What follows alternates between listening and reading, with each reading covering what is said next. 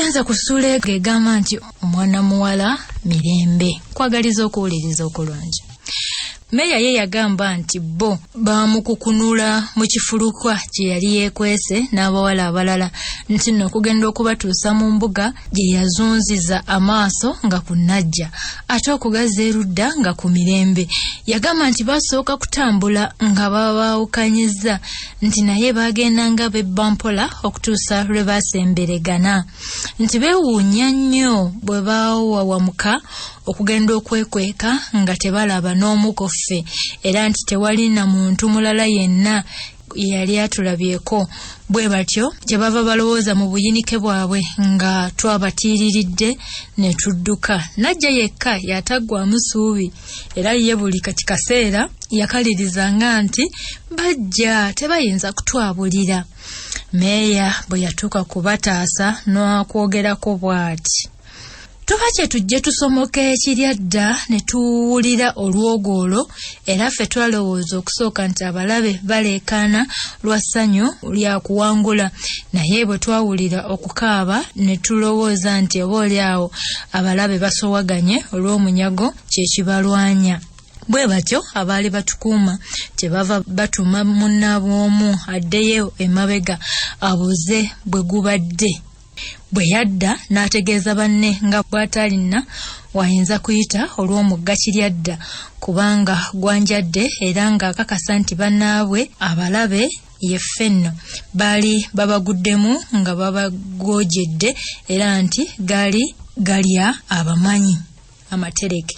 Nze nno ne Mirembe twali twagabaniddwa dda abalabe nga bamaze okuwulira akabenje akaali emabega ne batusindiikiriza twanguwe ennyo, naye ffe nga twesisigiriza ate emirundi egimu nga twesuula wansi ne tulambaala era tulwe okutuusa lwe batugamba nti ataayanguwe wa kufa. Bwe baabalengera nga mujja abavubuka abaali batugabanye kwe kutukwata ku mikono mbo badduke naffe, naye ffe ne tuwalirawalira.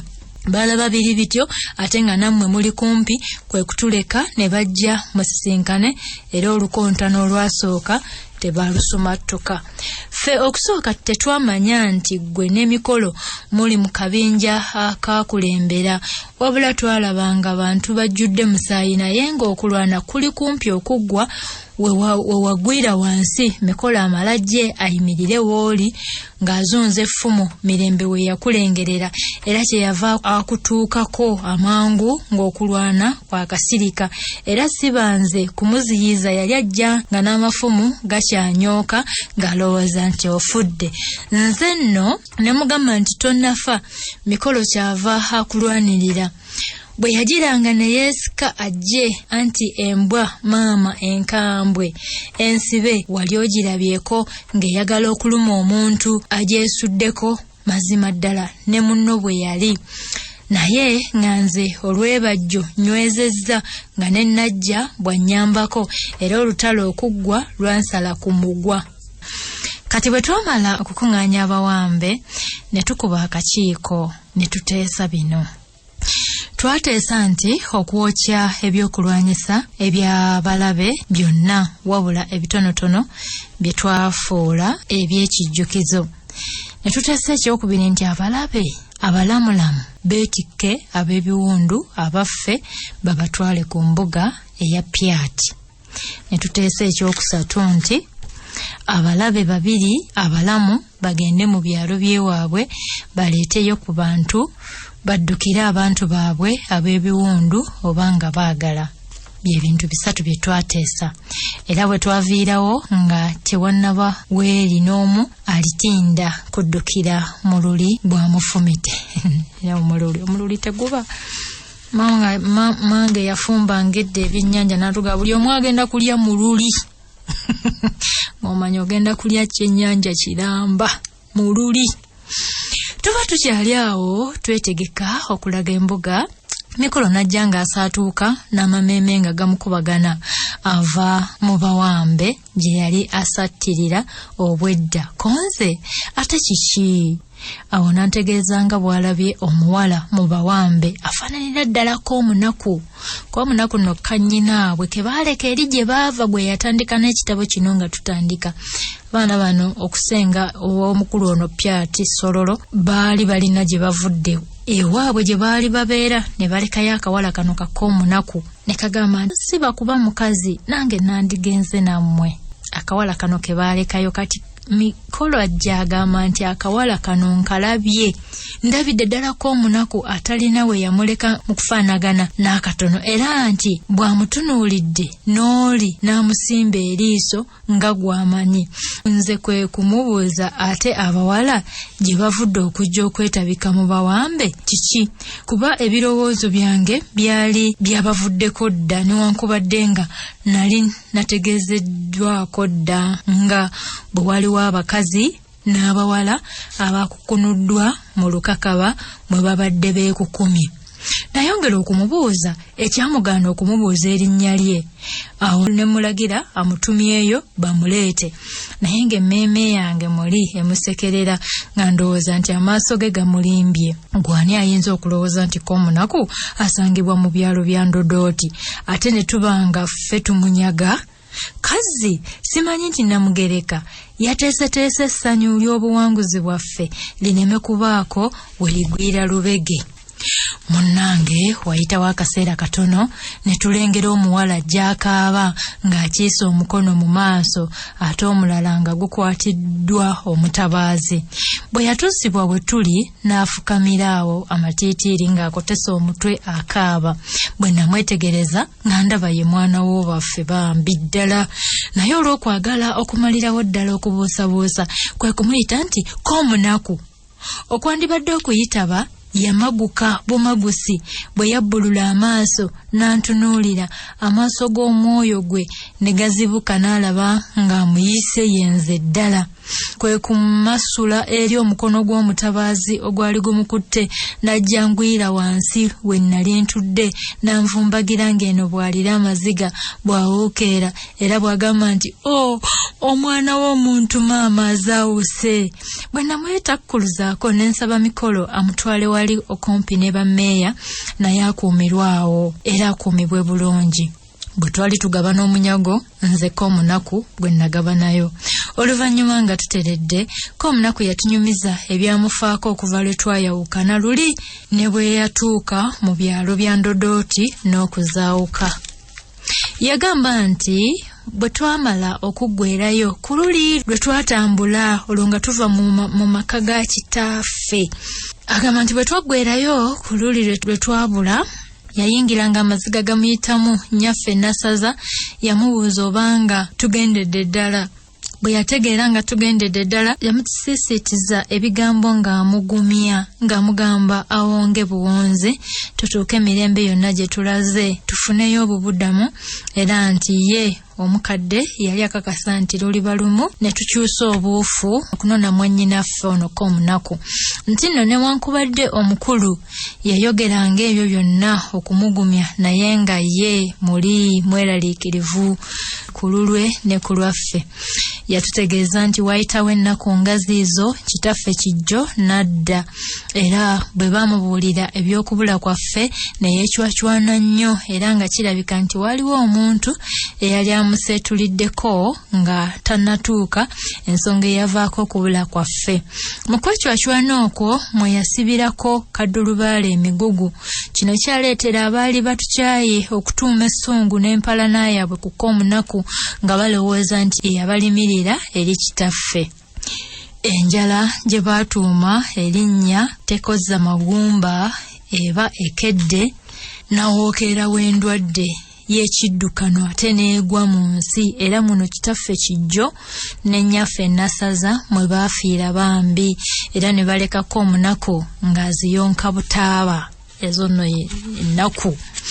Aba akyajoota buliro mutabani wa kaddulubaale n'asika era olwali okukajjala ku ntebe ng'addirako omunaku ng'amuwumiriza ku ssajja ekkaavumba eryamubonyaabonya ne likokkwa Olumu bwe basowagananga nga limukka mu bulago nga lituga ate nga bwe lyagala n'okumusalako amatu era nti tebaba kumutaasa mangu lyandimusse anti nga lyali limwegezezaamu dda omulundi.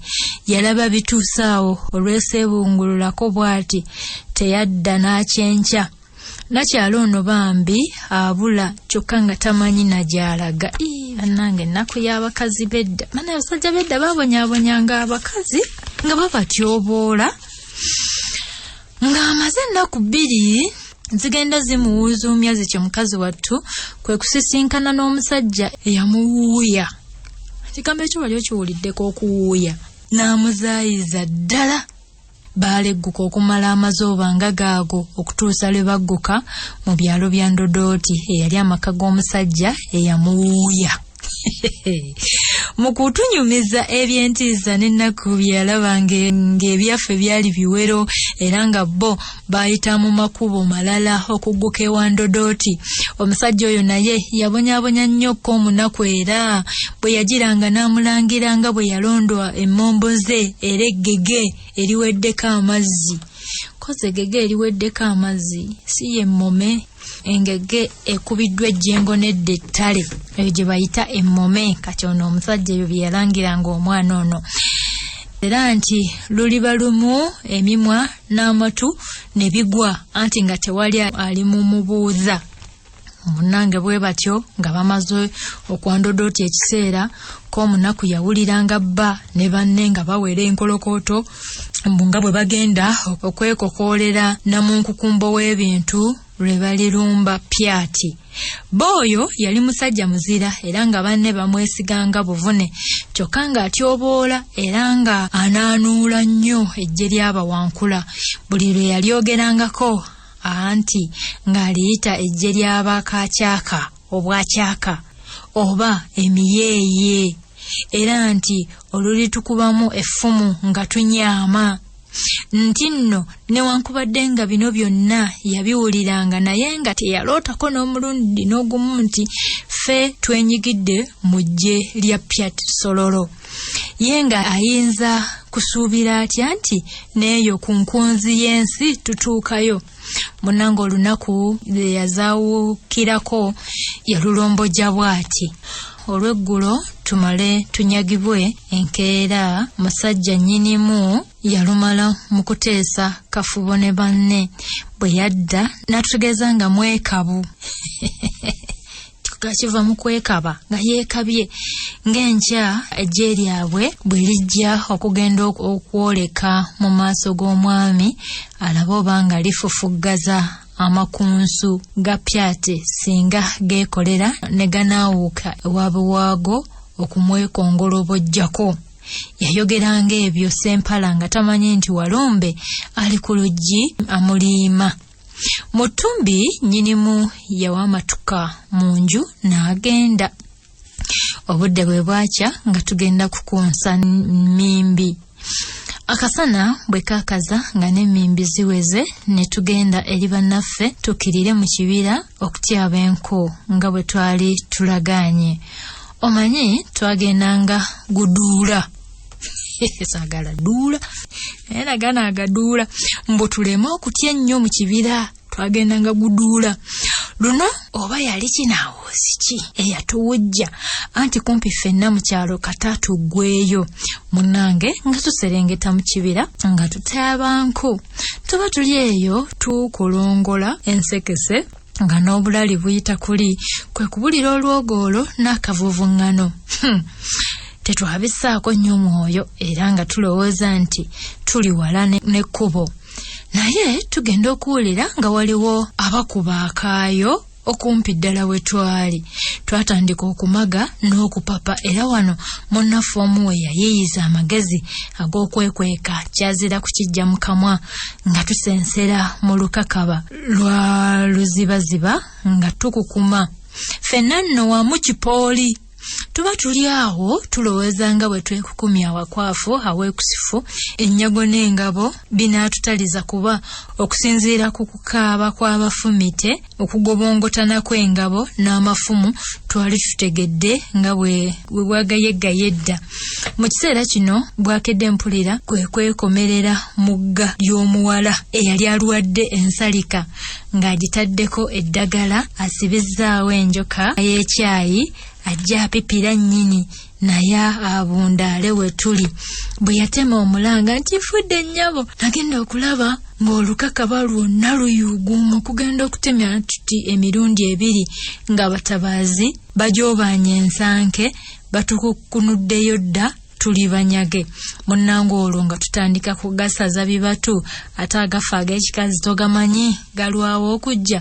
Nnyabo nfudde nga yalinga nnyabo nfudde k'abasajja abatabaazi bwe mwekolera ne mugezaako okudduka mwenna mufudde. Munnange twakunguzibwa ne tutwalibwawo okumpi n'ekibinja ky'abakazi omwali abawala bwe neetegereza mu kutya kwange nga balungi. Simwe mwali Mirembe akajanja mbo mu kutya kwange nga abawala abo balungi bantu balamu ate bakisa kuba bwe balabanga tukaaba nnyo ne batwegayirira tuleme okukaaba nti kubanga twali tetujja kukolebwako kabi konna yenno nga ffe bye boogera tubiwulira bwereere. Oluvanyuma abawala abo be banneeyubululiramu abalungi bange Mirembe ne Mmeeya era bemutuukirako. Nanga akajanja tuba tuyita mu kifo ekimu awaasiitaanirwa gye nakuba nti eriiso ku njole y'abaze egangalamye ng'oguwundu mu nkwawa. Baabuwe balo yafa nga walaba oba wawona. Omanyi okugamba abantu mumanyi ogamba mukazi wattu munnanga ofiiriddwa balo ky'oliko nkitegeera oba tokimanyi tolimba bantu tokimanyi munnanga ofiiriddwa nnyo munnange. Oli ayinza okuba akaaba ng'agamba omusajja muwonye gwe weeyogeza ky'oliko nkitegeera munnanga okufiirwa omusajja. Tewali muntu awulira ky'otegeera okuggyako Katonda. Naye noono omukazi wattu oba yakaaba kuwulira nnako nenjaba enjole y'abaze naye ate enjole eba ya kabaka. Kabaka taba mulambo eba njole. Agamba enjole y'abaze guno gwali mulambo gw'abalobaaba teyali njole. Ng'omuwundu mu nkwawa weewawo nali simwagala olw'empisa z'envundu naye ekisaasaazi kyamunkwatira n'amaaso n'engawungulayo mangu baaba. Osanga omusajja oyo ye yali agenda okunkazakaza we twasinkanira Bamirembe mikolo amala amufumite. Twatambula tusottoka tukotose emitwe tukaaba n'osaasira leero bakazi battu abaalese abaana abayonka eka. Ddaaki twatuuka mu kifo ekimu ne tuyimirira era nga tuli awo amaaso gange gaanokola mu batabaazi omuntu eyanfaananira era gwe mmanyi. Yajja ng'amwenyamwenya awali abawala bali be yalabika nga bamanyi bulungi nga bamaze okunyumyamu akatono naye yakyusa amaaso n'antunuulira.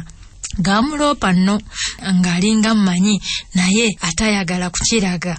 Ono ddala yali mikolo awatali kuwannaanya naye ate nga siso eno yajja yatya n'ayingira ne mu jja lya pyati. Ebirowoozo nga bikyanneesomba yeesoobolola n'ambulako era teyadda. Abadde mikolo oba naye nga nkyali awo ebirowoozo binneeserejja naddukirwa. Kyokka ekyennaku sikyajjukira bulungi bye nalowooza ng'omutabaaza nkutte ku mukono ankunguza ntwala gye simanyi. Kye namanya kiri kimu nti nzenna natekena n'enjeba era n'okulaba nga sikyalaba bulungi. Obutabalimbamu bwe bantuusa we mwali nze saabalaba newankubadde nga namanya nti nfukamidde mu maaso g'omuntu omukulu naye ngenda okuwulira ng'ompita. Nkubuulire simanyi nga ndiddayo okuwoomerwa okuwulira erinnya lyange nga liyitiddwa nga kwolwo. Nali siyinza kwerabira ddoboozi lyo era bwe nasitula nti amaaso nga mbalaba Bannange nasooka kwekanga n'okubuusabuusa nti oba nno si yemmwe, naye nagenda okulaba nga nedda yemmwe ddala. Okwemansula kwe yali ankutte, okusituka bwe nnali n'okukugwira saabimanya nze n'akatono, wabula oluvannyuma nga lwe ndowooza by'okukukosa. Ebyako munaku katubirekeraawo, anti tebiggwa matenda, era kikubuza n'embiibya. Tuddeyo ku by'obuwanguzi bwaffe. Munnange ebyo bwe byaggwa ne tunyegera nga tulaga ku mbuga, era nga tukooka nnyo, anti nga n'emigaabe gigenda gigwa. Okugenda okutuuka ku mbuga ng'omuntu ali awo, nze bannange nagenda bansitudde, baganira ddala omulabe okunkwatako. Nga tutuuse mu mbuga, Pyati n'awamatuka gye yali yeekukumi. Akasajja kano ka Pyati, kasajja kazibu nnyo, kati omukulu w'amagye weekukuma. N'akukunukayo. Bwe yalaba ebintu ebikomezeddwawo n'abuuza akoze ekyo. Munnaffe omu gwe twalonda okuwoza olutabaalo n'aluwoza, era bwe yali ng'asirisa n'andagako olunwe nga bw'agamba nti obuwanguzi bwaffe bwonna businzidde ku mugabe waffe ono omuzira, omutegesi era omukkaanya. Singa tabadde ye tetwandiwangudde. Awo abantu bonna ne bakuba olubwe lunene nnyo nga bwe bamimbijja. Okumimbijja abantu kyeki? Anti olwo bansitudde n'emirembe kwe nnali ntadde omutwe. Naye nga mwekola ebintu. N'emirembe kwe nnali ntadde omutwe nga ngalamidde naye bamusituliddeko, bagenda beetooloola embuga nti mumulaba omuzira ne munne.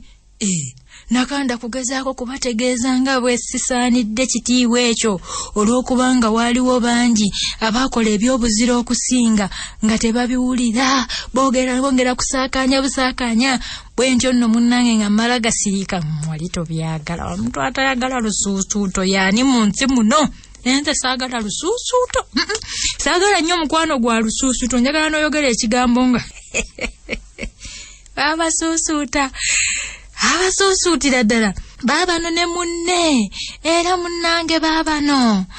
Anti kasita bafunyibwako empewo nga tebisyazeeyo. Awo omwami n'ayimirira ku kituuti wakati mu mbuga, era ng'amaze okuwenyako bantu bonna basirise, n'asitula eddoboozi lye n'agamba nti ffenna abali wano kaakati twegasse wamu okwebaza bannawankula.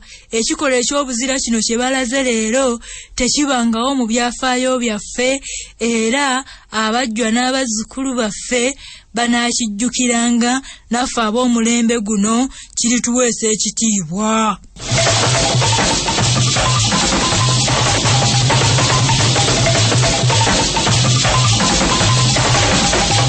Ng'omukulu alangirira, kantuuke ku mugabe w'eggye lino ye Pyati. Jjukira alinenge ku mwana oyo Zinunula. Kantuuke ku mugabe w'eggye lino. Mwenna mumanyi bw'atali muzaalirwana wa mu nsi eno, naye nga kasookedde ajja muno byonna byakoze bya buzira. Jjukira yategeka olutalo, omwana ono akole ki? Bamuttire mu lutalo. Naye wulira byayogera. Byonna byakoze bya buzira, era n'olugero lwaffe lutuukiridde bulungi ku ye nti eteefe etuusa mugenyi.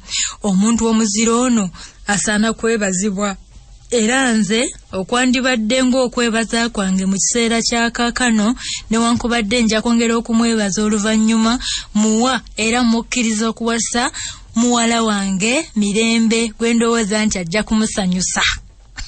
Omukulu akyogedde.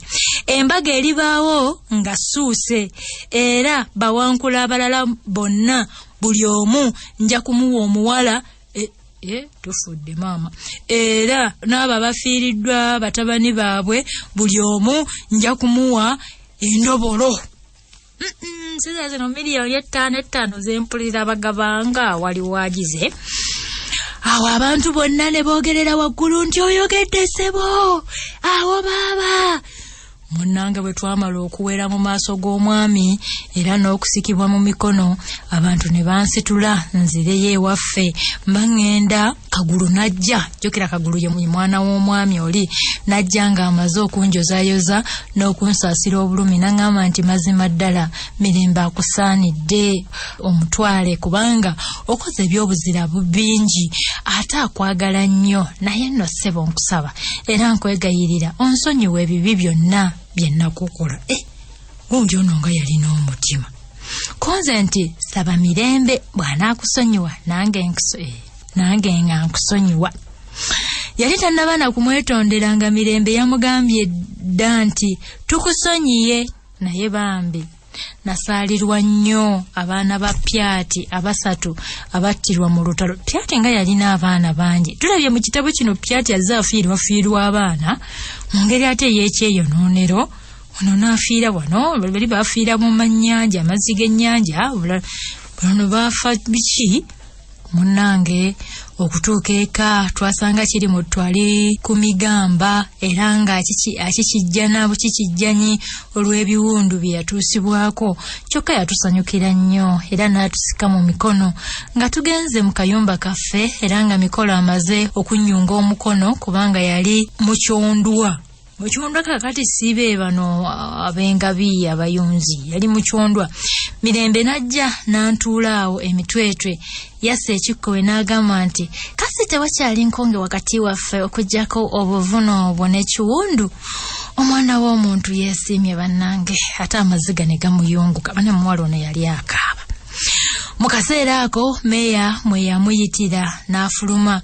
Bwe yadda najja ng'asekaseka, ne mubuuza kyaseka. Ye kwe kunziramu nti teeba ggwe olowooza abaffe nseka ki? Konze nti simanyi ky'oseka. Koye nti n'aŋŋamba Mukama kiri mu twakkiriza meeya afumbirwa emikolo. Meeya yafumbirwa mikolo. Ne nfuuwa ekiwanga nkiza munda. Bw'atyo bwe yakifuuwa ye kwe kumbuuza nti lwaki okyewuunyiza? Konze nti nali sikimanyi nga baagalana bwe batyo. Kyewuunyiza nnyo. Bwe nabiwulira emmeeme n'etandika okukabasana, okutetenkanya n'okulandagga ng'egezaako okutegeera ko omunaku eyali yakatwetonnyamu. Eby'omu maaso byokka byankeŋŋentereza bwereere emmeeme kubanga tewaayita na kaseera nga Mirembe meeya naye tebannalojja ku lumu. Ebiseera ebisinga obungi baabeeranga bonna mbu nga babuulirira eby'ekikazi ekikulu era nga bakisimbirako ddala ne kirooka. Olwali olwo Mirembe n'ajja okundabako era nga n'embaga zaffe zengedde nga binsanyusizza. Mikolo yawasa meeya annange nga byanyuma. Tuba tunyumya n'endeeta ekirowoozo ekyali kimaze ebbanga nga kintengejja ku mwoyo nga njagalako omunaku afumbirwe. Ano naye tansesa. Wulira ekirowoozo ky'ono Zinunula. Munganjagalako omunaku afumbirwe Kagulu kankwale tulyoke tutondewo olujegere kakobogo olw'omukwano n'enju ya Pyati. Awo ye kwe kunziramu nga bw'ajuuka ate nga bw'amwenyamu nti ki? Afumbirwe Kagulu. Muntu gwe naawe togasa, bannange togasa. Ddala ogenza okulaba nga Kagulu oyo omwana w'obafa amugyamu nedda naawe tayinza kufumbirwa oyo naawe. Shia nga ye naani akkiriza? Naawe nedda. Ate ebyo eby'omukwano kyokate nange binyumidde. Munnange ate eby'omukwano gwe gwowoona ndowooza tegukyetaaga kuvujjirira oba okugabirira okuva lwe gwamala okwesasira n'okwesowerera luli ku ddwaniro. Byasibuka kwani? Si kwoyo Kagulu waakako gw'osuuta kati muwuube nno mpola gwe tomutukuba ennengerenge. Kagulu kankwale kazi mukazi wattu olw'okuba omunyage ne kaakano bamuwumiriza era ye bannange ne bwe kwandibadde okututambulula omukwano oba okukukaatiriza era ndowooza ko omunaku si ye yandi guwongereddwa. Weewaawo ekirowoozo kyo tekibadde kibi naye anti embuga kati oli muganzi bulalambu naye nedda. Muntu gwe tonfuusa wa lugambo ate n'ekirala ndowooza waluwa kubanga ffe bannannyini muntu twamala dda okumulabira omuntu bwe batuukana. Ye bannange muntu gwe oli muzibu kale oyinza otya okusalira entotto ku muntu atali wuwo mwenge gwe kukutta n'owaffe gwe twesimidde omukaali gukuwa kasita naye mwana muzaale naye tolabanga nnaku za musajja atali mwesiimire naawe. Bwe yambuulira omuntu gwe bamulondedde nga y'omu ku bavubuka abazira be twalwana nabo omuntu mulamu ddala era nga baamala dda n'okusiimagana n'ensanyuka nnyo kubanga newankubadde nga ko omunaku yali ataasiza nako emirundi ebiri naye olw'okukula nga yeesiisa yalinga alabikira ddala ng'omuwala omuto kakobogo atazaalangako. Mirembe yava ewaffe nga buwungeera era we yali ansiibula n'aŋŋamba nti kazi olulisuuka nga tukola ki nga tukola ki konze ddala olulisuuka. Nasse ekikowe n'antunuulira n'agamba nti amaaso go magonvu nnyo tegakusaanyiza kuba muzira wasaanira kuba mukazi era ndowooza ofaanana na nnyoko. Abantu abasinga ekigambo nnyoko balabanga abaabavuma. Genda ewa nnyoko naye nga kigambo bw'oba oyogera ku maama w'omuntu osobola okukozesa kigambo nnyoko. Kakati nze nentulika nenseka naye n'aseka n'atambulako ate n'adda n'ambuuza nti kazi mikolo omuyita otya? Koze nti mukulu wange koye nti ekisiru ggwe. Naye maama obwetoowaze bwe buyitirivu so nno okuuma lubugo. Olowoozanga mikolo teyatubuulira n'emmeeya eby'obulamu bwammwe wonna konze nti yabalimba koye nti sekisuubira konze ye bannange onoddayo ddi ewammwe kibiggwe obudde bubuno buzibye. Koye nti gwanzizaayo bulijjo naddayo sikyalaba nnyo kyentya ye lwaki onvuma nti ndi kibi konze nti kubanga oli koye nti kale kasita gwe oli mulungi konze nti ne bwe siibe koye nti onzibiriza n'obudde weeraba ggwe.